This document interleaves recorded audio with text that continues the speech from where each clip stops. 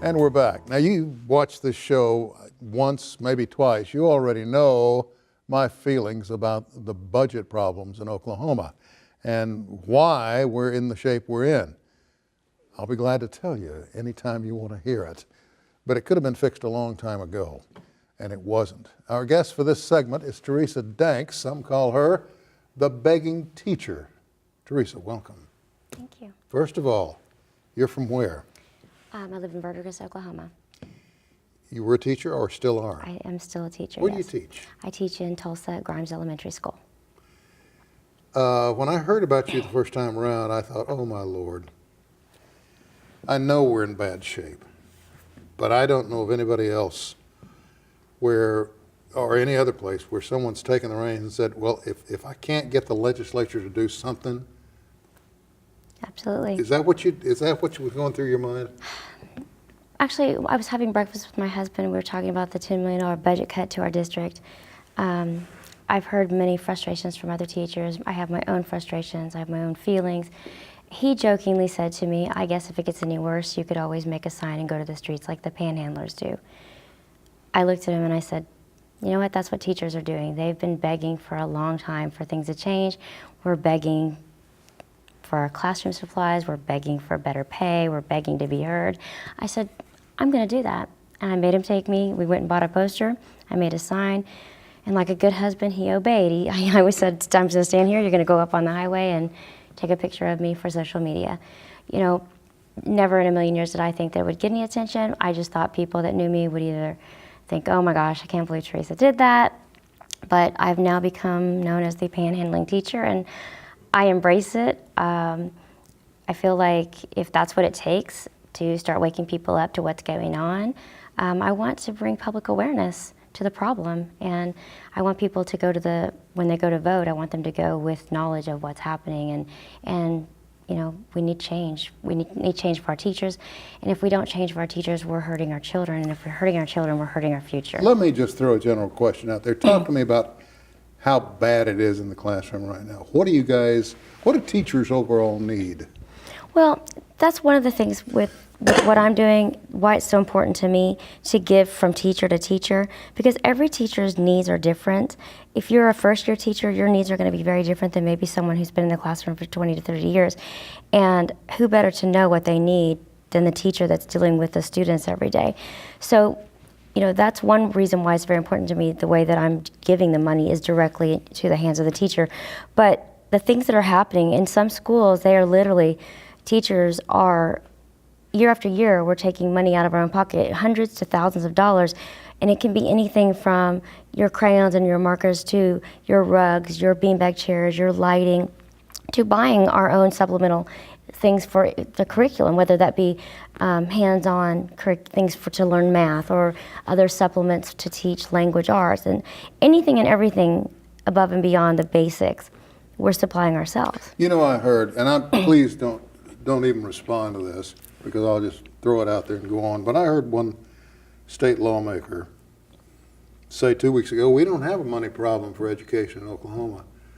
And I thought, well, I guess that old boy hadn't been taking snipe hunting lately, because we do.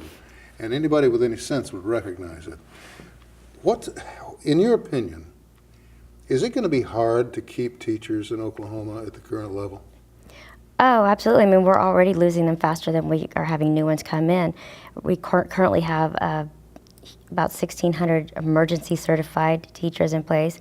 We have closed down schools. We've had to consolidate children, large classrooms. Right now we have some in Tulsa that are sitting at 54 children in a class, and that's unacceptable.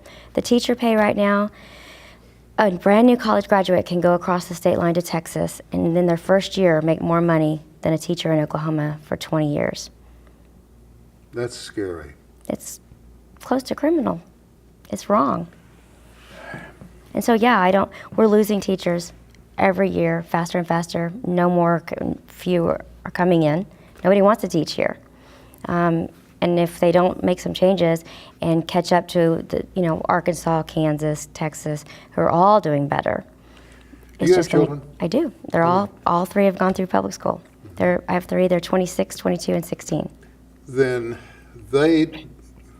they weren't here for the brunt of the shortages, were they? No, my youngest is now in high school. Well, she probably, She's feeling some of it. some of it, yeah. You know, one of the huge things is the programs that they keep cutting. So schools are forced to choose between art or music, and that's a shame. We have middle school sports programs being shut down. We're investing less and less into our children's future.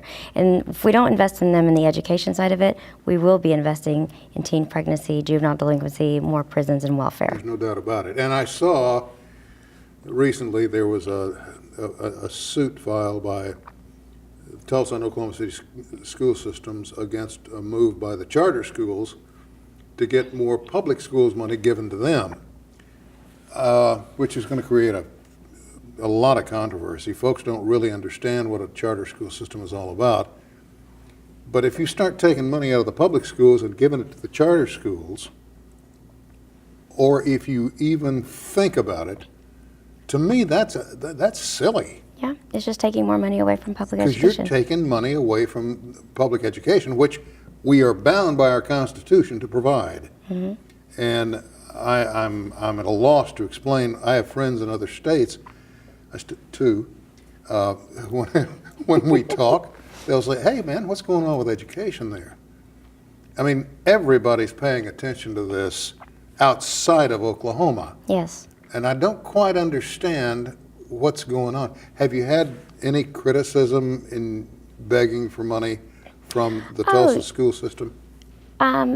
I'm not really had like any, I've not been reprimanded, but there's not support there. I mean, I got handed policies that basically forbid me to give money to the teachers in Tulsa because they won't allow you to give anything over $50. So I've been looking outside of Tulsa to find districts that will allow me to give to the teachers. It's a short-term fix. It's a Band-Aid, if you will, but it's a need, but that need's going to continue. That's one of the reasons why I'm continuing to try to do fundraisers and raising money to continue helping, but at the same time bring awareness to the need that teacher salaries have got to be fixed. We've got to be competitive. Teachers never went into education. I've been criticized, well, why'd you go into education if you want to make money? Well, I'm not trying to get rich. I would like fair and equal pay because I do have bills. I do want to put my children in college. I do want to maybe someday take a vacation. But, it's just the basics. It's not like any teacher out there wants to be a millionaire. We just like to be fair and equal, competitive with our surrounding states so that we can keep our teachers. Mm-hmm. The teacher of the year last year, 2016, moved his family to Texas, and they're now bringing in $40,000 a year more. But you can't blame him. Mm-hmm. And people have asked me, well, what advice would you give to someone going into education in Oklahoma? Right now, I'd say don't. And I'm sorry, but that's just where we are. I know there's been a lot of talk about trying to consolidate a lot of smaller districts into one large one, which might help about that much. Realistically, it's not going to do much good. They're just going to have to knuckle down, and support the teachers. That's just all there is to it. I'm quite frankly at a loss as to see how all of the teachers in Oklahoma do their jobs. And I know they've been pretty inventive, but like you said, they're spending a lot of their own money to do it. Yes, absolutely. And, teachers they love and believe in education.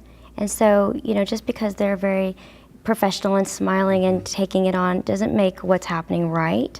And I think that, there's a lot of fear out there. Teachers are afraid to speak out or speak up, and they don't want to lose their jobs. But, and that's why I'm the one speaking for them and saying that, they don't appreciate, having all their autonomy taken away. Mm-hmm. They don't appreciate getting lip service without action and no pay raises. They don't appreciate having to, decide whether or not to spend money on their classroom or put tuna helper on the table. I mean, all of these things are real life struggles. They're real life people. And we're expected as teachers to do more and more with less and less year after year. And they go and they picket the Capitol and they're ignored, and their voices are not heard at school board meetings. And teachers feel very unappreciated, and that's why they're leaving. But they're so dedicated. They are dedicated. They're so dedicated. They are dedicated because we love the kids. They become our children, and we want the best for them. And as an educator myself, those children in the classroom are the future of Oklahoma. So yes, I'm investing everything in my power into them. Many of them will never get the opportunity to leave the cities or the state in which they live. So as teachers, we're trying to bring the world to them, to broaden their horizons and make them aware of the world that we live in, so that they're not only competitive in their state, but competitive in our world. Teresa, thank you. Thank you for what you're doing. We didn't even get into another area because I don't want to drag you into politics, but so many of the children that our underpaid teachers have to work with come to school hungry. Absolutely. And believe me, that's a daily event, and the numbers there are growing rapidly. Thank you again. Thank you. All right, the Community Food Bank of Eastern Oklahoma is headed into a big fundraiser. We're talking more about that right after this.